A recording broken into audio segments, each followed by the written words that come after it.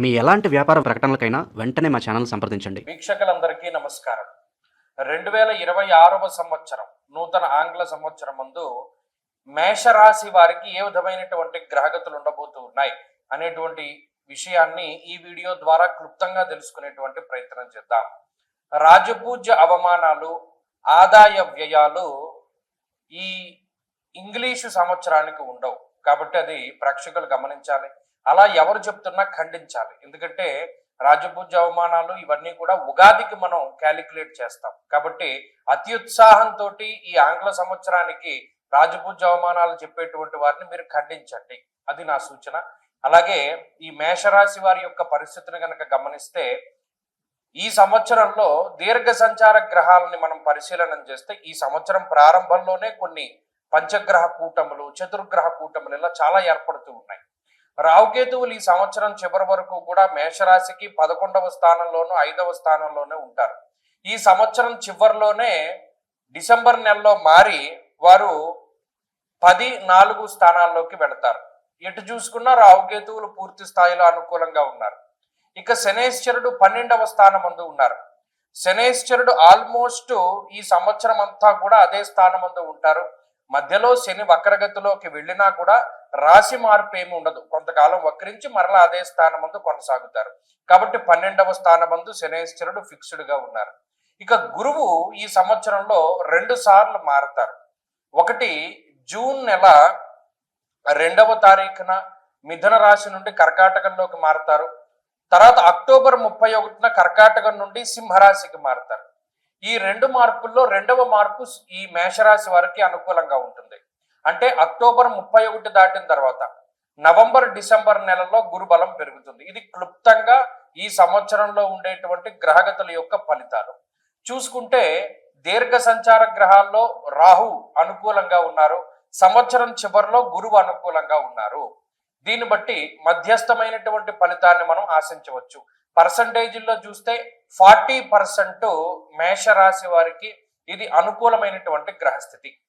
ఎందుకు 40% అంటే రాహు మాత్రమే బలం, చివరిలో గురు బలం వస్తుంది. చివరి 2 నెలలే కాబట్టి పెద్దది మనం కన్సిడర్ చేయట్లా. ఇక ఏలినాటి శని అనేటువంటిది ప్రభావాన్ని చూపించేటువంటి సంవత్సరం ఈ సంవత్సరము.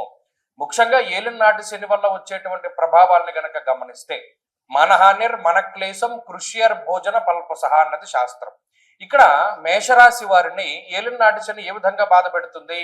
ఈ 2026 జనవరి దగ్గర నుండి డిసెంబర్ లోపు అనువుగా ఉండేటువంటి స్థానం నుండి మారుస్తాడు శనేశ్వరుడు.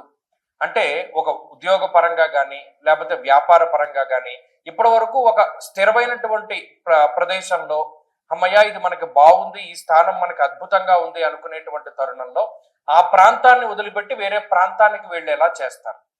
అలాగే మానహానిర్ మనక్లేశ, మీ యొక్క మంచి పేరుని దెబ్బతీసేటువంటి విధంగా ఏదో ఇతరులు ఏదైనా మీ మీద బురద జల్లడమో లేకపోతే మీ మీద దుష్ప్రచారం అధికంగా జరగడమో ఏదో ఒకటి మీ యొక్క మంచి పేరుని డ్యామేజ్ చేసేటువంటి విధంగా లేదా మీకున్నటువంటి బ్రాండింగ్ ఇమేజ్ని, మీ వ్యాపారానికి ఉన్నటువంటి బ్రాండింగ్ ఇమేజ్ని దెబ్బతీసేటువంటి విధంగా కుట్రలు ఎక్కువగా జరగడానికి అవకాశం ఉంటుంది. దాని ప్రకారంగా జాగ్రత్తలు తీసుకోవాలి. మానసికమైనటువంటి క్లేశాలన్నీ కూడా దీని వల్లే వస్తాయి. మనం ఈ పని తప్పు చేయలేదు కదా, మన మీద ఎందుకు నిందారోపణ వచ్చింది, లేదా మనం చాలా నిక్కచ్చిగా ఉన్నాం కదా అయినా మనకి ఎందుకు ఈ చెడ్డ పేరు వచ్చింది అనేటువంటి ఆలోచనలు ఎక్కువ అవుతాయి.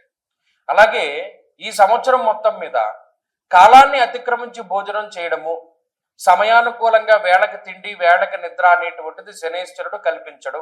ఇది పని ఒత్తిడి మీద అయి ఉండొచ్చు, ప్రయాణాల వల్ల అయి ఉండొచ్చు, వేరే ఇతరత్ర కారణాలు ఏమైనా అయి ఉండొచ్చు. కానీ ఒక మెటబాలిజం అనేటువంటిది దెబ్బతింటుంది.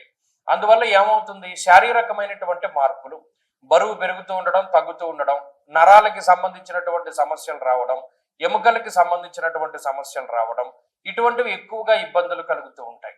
అలాగే సైక్రియాట్రిక్ ప్రాబ్లమ్స్ కూడా మేషరాశి వారిని అప్పుడప్పుడు వచ్చి ఇబ్బంది పెట్టి మరలా వెళ్ళిపోతూ ఉంటాయి. ఇది ఏలినాటి శని వల్ల వచ్చేటువంటి చాలా తీవ్రమైనటువంటి సమస్యల్లో ఒకటి. ఇంకా అధికమైనటువంటి ఖర్చు. చూడండి, ఇక్కడ నుండి సామాన్లు ఆ ప్రదేశంలోకి, మళ్ళా అక్కడ నుండి వేరే చోటికి, లేదా ఇలా ట్రావెలింగ్ పరంగా కలిసి వచ్చేటువంటి ఖర్చు కాకుండా అనవసరమైనటువంటి ఖర్చులు ఎక్కువ. పలానా రూపాయి ఒక చోట ఇన్వెస్ట్ చేస్తే 10 రూపాయలు అవుతుంది అనేటువంటిది ఉండదు. ఈ 10 రూపాయల్ని మనం అనవసరంగా ఖర్చు పెడుతున్నాం అనే భావన వస్తూనే ఉంటుంది, కానీ ఖర్చు పెట్టవలసినటువంటి పరిస్థితులు ఉంటాయి. కాబట్టి ఇక్కడ ఇన్వెస్ట్మెంట్ ఏమి ఉండదు, అంతా ఖర్చే ఉంటుంది. వచ్చినటువంటి ఆదాయం వచ్చిన ఖర్చుకి సమానంగా సరిపోతూ ఉంటుంది. ఇది ఏలిన్ నాటి శని యొక్క సమగ్రమైనటువంటి స్వరూపం మేషరాశి వారికి. దీని నుండి ఎలా తప్పించుకోవాలి? ప్రధానంగా శివారాధన చేస్తూ ఉండడం, ప్రతి నెలలో ఆరుద్ర నక్షత్రం రోజున శివుడికి అభిషేకం చేసుకుంటూ ఉండడం, లేదు ప్రతి సోమవారం అభిషేకము, కుదరని వాళ్ళు నెలకోసారి ఆరుద్ర నక్షత్రము, ప్రతిరోజు పారాయణ చేసుకునేటువంటి వాళ్ళు శివాష్టోత్తర శతనామావళి స్తోత్రాన్ని పారాయణం చేస్తూ ఉండడం ఇత్యాదివి చేయడం ద్వారా ఈ తీవ్రతను తగ్గించుకోగలుగుతారు. లేదంటే ఇంకా కొంత ఓపిక ఉంది అనుకునేటువంటి వాళ్ళు శనేశ్వరునికి జపము, దానము, హోమము ఇటువంటివి చేసుకోవడం ద్వారా కూడా ఆయన యొక్క తీవ్రత తగ్గుతుంది. ఇక పాజిటివ్ ఫేజ్కి వస్తే రాహు యొక్క అనుకూలత చాలా ఎక్కువగా ఉన్నది. గోవా జిగజ సంఘానాం క్షీరార్నాది సుభోజనం అన్నారు. రాహు అటు 11వ స్థానంలో ఉన్నా, ఇటు 10వ స్థానంలో ఉన్నా, ఎటు చూసినా మీకు కలిసి వచ్చేటువంటి పరిస్థితులే. ఇందాక చెప్పాం శనేశ్వరుడు ఖర్చునిస్తారు, ఈ రాహు ఆ ఖర్చు నుండి కాపాడతారు. అంటే ఖర్చుకు తగ్గ ఆదాయాన్ని ఇవ్వడంలో రాహు ఉపయోగపడతారు. కాబట్టి మీరు గమనించండి, ఆయన మీ నుండి ఏదైనా ఒకటి ఇబ్బందికరంగా తీసుకుపోతూ ఉంటే రాహు దాన్ని మరలా తిరిగి ఇస్తూ ఉంటారు. ఇది ఒక సందర్భంగా మీరు చూడొచ్చు.